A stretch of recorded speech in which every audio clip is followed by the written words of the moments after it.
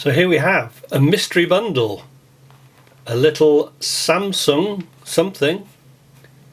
Picked this up off eBay for next to no money, and it is another compact film camera, but this time unusually made by Samsung.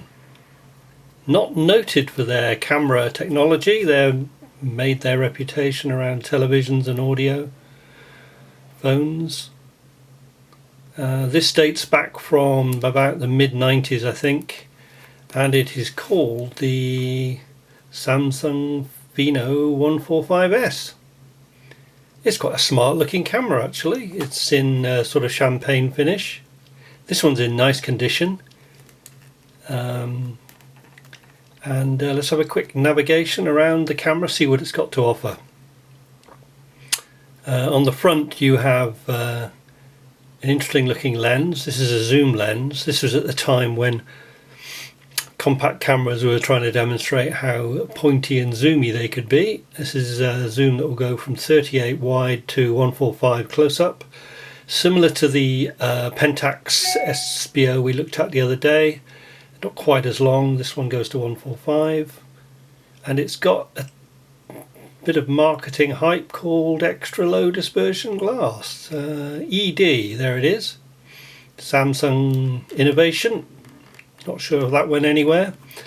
On top we have the various sensors. On the right you've got the flash, obviously, then you've got the viewfinder, and you've got sensors around autofocus. It's a fully autofocus and a fully auto exposure camera.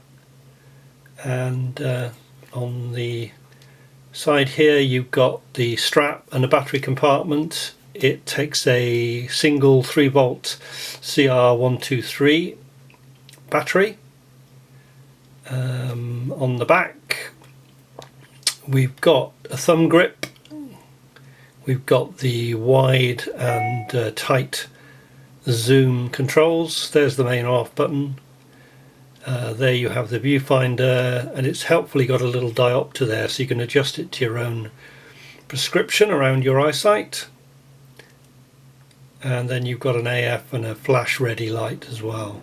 So the top one is the AF, that will illuminate green when you've gained focus, and the bottom one is when flash is ready and armed.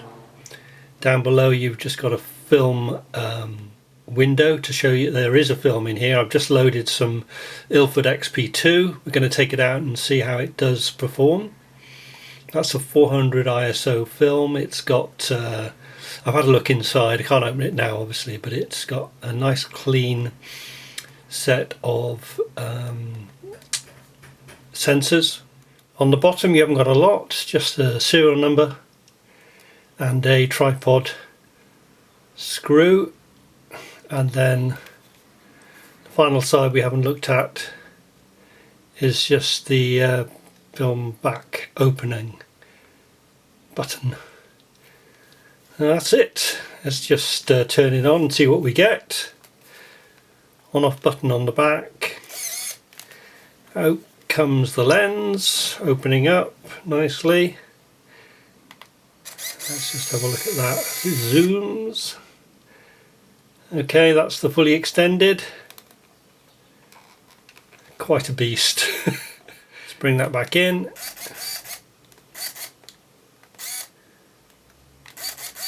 Yeah, it shows what it's zoomed to when you press the zoom button.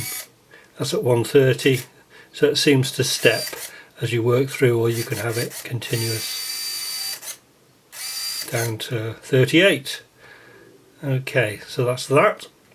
Let's work through the various options on it. We've got the flash button, which cycles you through various flash options, red eye, and various different flash strengths and positionings. There we go, that's quite useful. And then mode, it's got some interesting modes. Oh, they're a bit gimmicky in these days. So you've got the standard self-timer. Second one on is a zoom step self-timer, so it'll take 2 pictures and it will zoom in for the second one. And then you have a snap option. This is for if you're filming fast moving objects, children, pets, etc.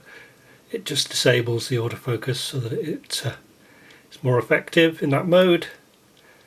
Then we have the continuous shooting mode, and the same but again with the autofocus disabled. And then you have a multiple exposure option and a landscape. So quite a range of interesting options there. I think that's all I can tell you about it. We've popped some 36 exposure, ISO 400, it's the XP2 by Ilford, quite a fast contrasty film. Let's go out and about and see what we can test out the performance of this camera.